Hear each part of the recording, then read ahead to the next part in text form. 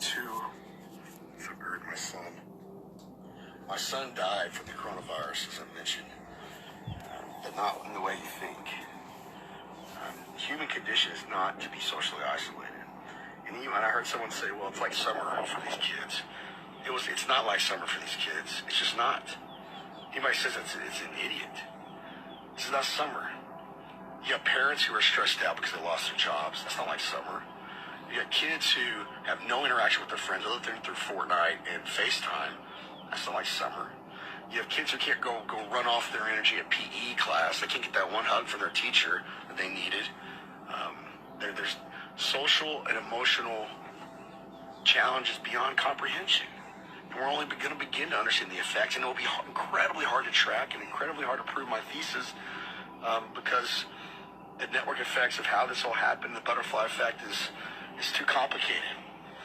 But my belief is that we have a bubble, a social and emotional bubble. It's about to burst, and it's been coming for a while. I think Hayden was an incredible kid. He wasn't depressed. He wasn't someone who moped around. Like any teenager, he was hard on himself at times. Probably a lot like me, pretty competitive guy. And like anybody, had his own insecurities here and there. My son, the story behind my son, for those who want to know, back in December, he got a brand new monitor for Christmas. That's what he wanted. He was a big time gamer, and I got nothing wrong with gaming. That's what he wanted, to play Fortnite. He's an incredible Fortnite player, one of the top for his age in the country. And very proud of that gift, and that one of those wonderful for a couple of months, right before the virus started. Back in February, like I used to do, I got mad at Mike Tyson's Punch-Out or whatever it was. He got mad at Fortnite, turned around and chunked that controller over his head again, just like I used to do, and hit smack in the middle of that monitor, broke it. And we told him, son, you can't do that. I don't care about the monitor, but I care about how you react. It's just, you can't do that. Or you're not getting another one. Sorry, dude.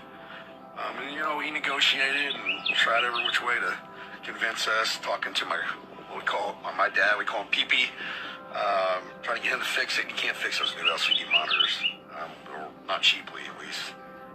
And, but we said, you know what, if you, opportunity to learn a lesson, do some hard work of your own, do some more chores around the house, you treat your sister nicer, maybe we'll talk about it, we'll get you one. And he held up his end of the bargain. February, March, he worked his butt off, did some things around the house, did many things around the house. I could see just a wonderful change in how he treated his sister, which brothers and sisters always fight. There's nothing unusual about that, but just learning, he was evolving, he was growing, he was becoming a man, 12-year-old boy. And, a week and a half ago, we had a wonderful day. Where me and Hayden were supposed to go get haircuts at my office. Both of us were getting shaggy as can be. And my water in my well went out. And, I needed help to fix it, so I called the smartest guy I know, which was my dad. And I hadn't seen him because of the virus. I hadn't allowed him to go to work. I said, you gotta work from home, man. I was worried about my dad just like everybody else. But he came over, helped me fix the well. It was a beautiful sunny day. We had a glorious time. Me, Hayden, and him fixing it. Dad even gave him a little mission that he had to wash something on the well. I was real proud of that. And our Hayden come up into the kitchen. I gave him the biggest hug and I kissed him on the hair. I hugged him tight for some reason. I didn't know it the last time I'd hug him.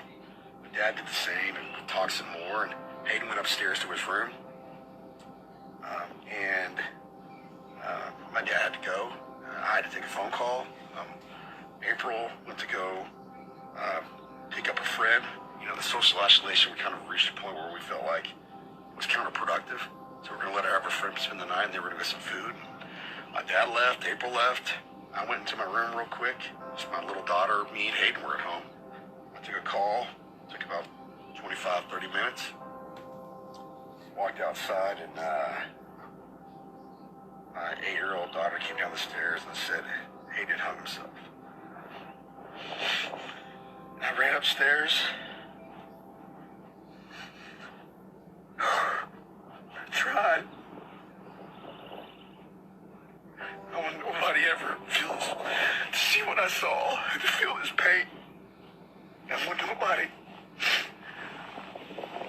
as we found out, we were in shock the first couple days. Just where did this come from? How did this happen? I'm a horrible parent. Horrible. And come to find out that he had broke his monitor again. And in just a rash of emotion and probably anger at himself, and maybe scared to get in trouble and embarrassed and all these emotions. I went in his closet and rudimentally did something that I know he regrets. The kicker of it was 3 days before his 13th birthday, and he was so excited about that birthday. So excited about his birthday. And he was going to get a controller, some new controller that was going to really make his Xbox game better, or his Fortnite game better. And so when he broke his monitor, I believe he felt like he ruined his party. He ruined his birthday. You already couldn't have a birthday party because of social isolation. Imagine that as a 12-year-old boy. That's got to be. Those are the things you look forward to as a kid. And then you accidentally ruin it because you break your monitor and you aren't going to be able to use your birthday present here in a couple of days. And you can't go see your friends. And you're stuck. You didn't have PE class to run it all out, and all those things. Everybody's playing Fortnite across the country. Kids are staying up later than they are, so they don't have the skills. We as a society, me as a parent, us as parents haven't necessarily given them all the tools to properly handle. And in that moment, probably not understanding the finality of the situation, went in the closet and got himself in a situation I believe he couldn't get out of. And might have been an accident. My 8-year-old daughter saw some of it. We don't know exactly what. Let the counselors, professionals help us in that. But I know when she saw blood coming out his nose, she came and got me. She did the right thing. I don't think she even knew what was happening. She knew blood. She came and got me, ran upstairs. I didn't have my cell phone on me. And I told her, go get my cell phone downstairs. And she ran downstairs just like an amazing human being and got it for me. And I happen to have an AED, an automatic electronic defibrillator, in my house. And I said, go get that medical thing out of the pantry. She'd never seen it, didn't know what it was. And she brought that to me. Very proud of her. She was ready to execute. And I said, hey, you go outside and go. I'd called 911 by this point. I said, go outside, keep the door open, and wait for the cops. Wave them down. She ran outside as fast as she could. One thing I'm just immensely proud of her about during that moment, about a year ago, we had done some training in my house. I'm a West Point grad. And, probably should have done more training, but I said, hey, if there's ever an issue, you go run over to this guy's house. And if there's ever another issue, if you can't get him, you go run to this guy's house. And rather than just waiting outside, this little girl, 8 years old last September, ran to my neighbor's house, got my neighbor, ran to the other neighbor's house and got them. And as I was giving CPR, I was on the verge of collapsing. Literally was on the verge of collapsing. I was praying to God to give me the strength. I never knew how hard that is. And out of nowhere, and my neighbors appeared and helped me take over and help us try to save him. Social isolation is hard enough for adults. It's even more hard for our kids. And I've been saying COVID killed my son. I believe it. But not how we think. I believe my son would be alive today if he was in school. And that's not to discount massive suffering around the world around this virus. Thank you all for listening to me. I need to get this off my chest. I'm now one of Hayden's soldiers, who is a soldier of God. And what's a horrible tragedy, I'll be damned.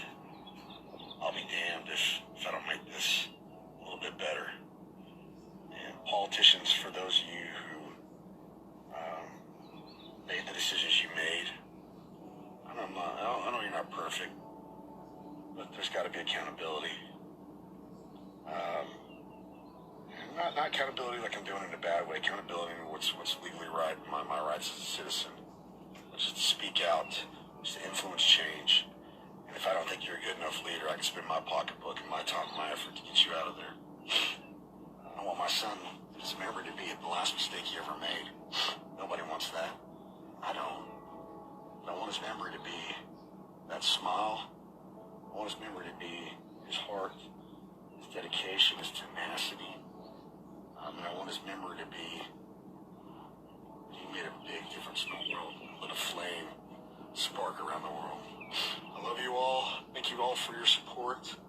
All my friends, all my family. And buddy, see you soon. Thanks, guys.